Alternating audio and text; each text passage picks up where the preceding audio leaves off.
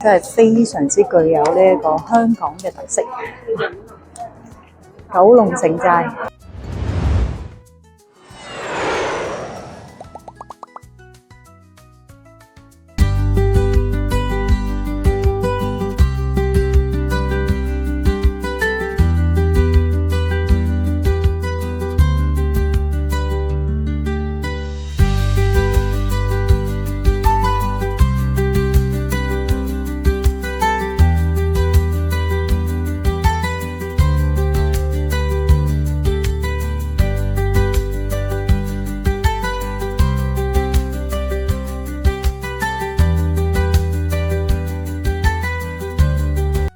空姐嘆世界，今日 Amy 咧就帶大家嚟到香港啊，唔係喺大陸嗰度揾食。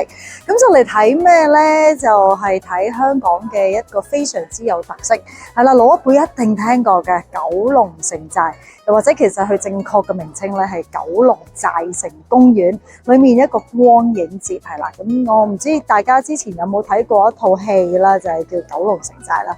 咁啊，大家都知道九龍城寨以前就叫做三不管嘅地方，好神秘嘅，好雜嘅，係咪？都非常之引人一個想探索嘅。咁啊，呢一套戲咧就非常之出名啦，亦都非常之收得，我都睇過，非常之好睇。咁咧就佢喺九龍城寨公園裏面咧就重現翻當年九龍城寨嘅景象俾大家睇。咁啊，九龍城寨點嚟咧？或者九龍城或者九龍寨城公園點嚟咧？好簡單，依家有呢個宋皇台站啊嘛。宋皇台站嚟到 B3 出口呢一度，一出就係南角道啦，好出名啦。咁啊，九龍城出名食咩咧？梗係唔使問，梗係好多泰國菜啦，係咪？嗱，基本上咧，你喺 B3 一出咧就係好出名嘅南角道啦。咁啊，對面咧已經係好多呢個泰國食肆噶啦。咁啊，中意夜蒲嘅人士咧都知道九龍城咧都係一個不夜天嚟嘅，咁啊都好多嘢食。咁啊，九龍寨城公園基本上一出咧就直行就係噶啦。咁啊，帶大家一齊去睇下啦。咁喺南角道行到盡頭咧，就會見到呢個指示牌啦。咁我哋再向前行就會揾到呢一個九龍城寨光影之旅噶啦。一路行嚟到呢一個閘口5號咧，咁就可以入去啦。咁佢啲指示咧都非常之清晰嘅。到嚟公園一路跟指示行就嚟到呢一個南門啦，九龍寨城嘅南門。咁就入去公園裏面啦。咁佢嘅清晰指示咧就喺前面嘅。新嚟嘅朋友請去嗰度攞張飛入去睇。好啊，唔該。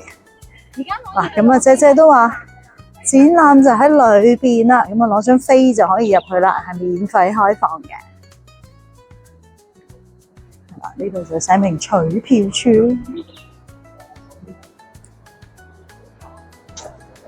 呢張飛你可以入。好，唔該晒 ，thank you。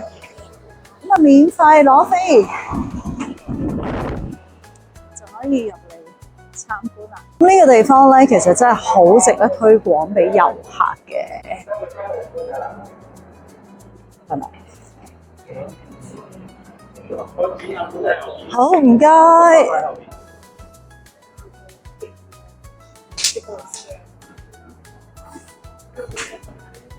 咁我覺得呢個咧真係非常之具有呢一個香港嘅特色。九龍城寨。嗱，呢個公園係叫九龍寨城啊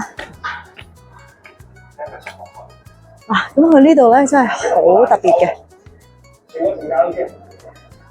就將以前嘅所有嘅鋪頭咧，九龍城寨裏面嘅鋪頭就重現翻喺大家嘅眼前啦。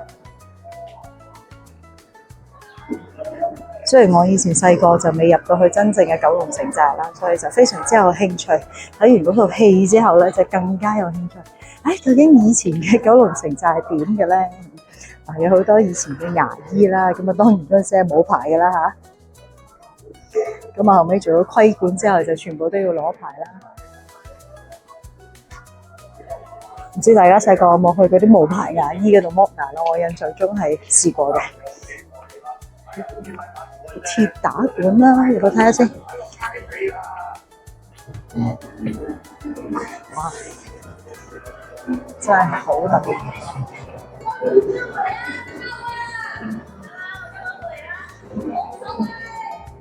似一啲類似五金鋪啦。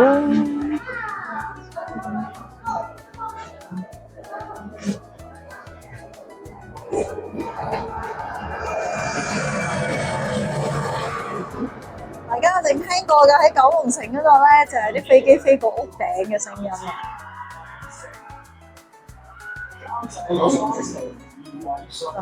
我頭先講嘅就係呢套戲啦，《九龍城寨之圍城》，唔知大家有冇睇過啦？未睇過咧，真係可以重溫翻，真係幾特別嘅。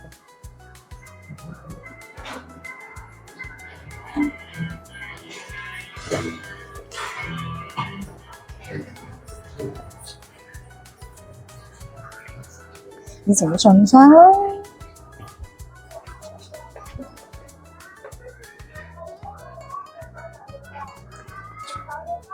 以前嘅冰室啦，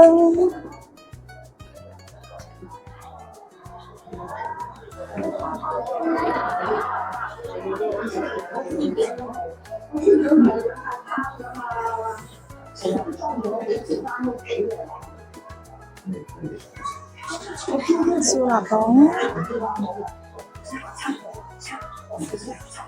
有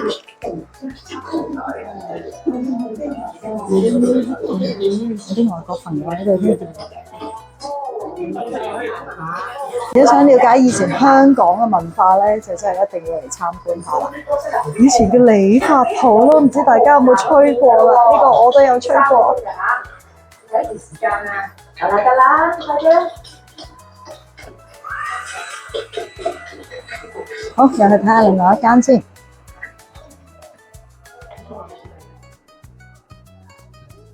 睇下牙醫鋪係點嘅先，以前。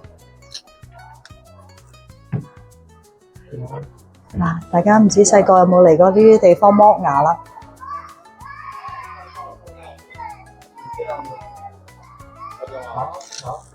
再報一次。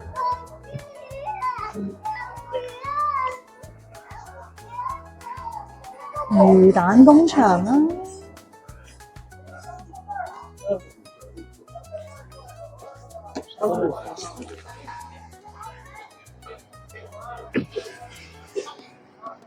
係啦，以前就係細個好中意食呢啲潮州魚蛋噶啦，手打好爽嘅。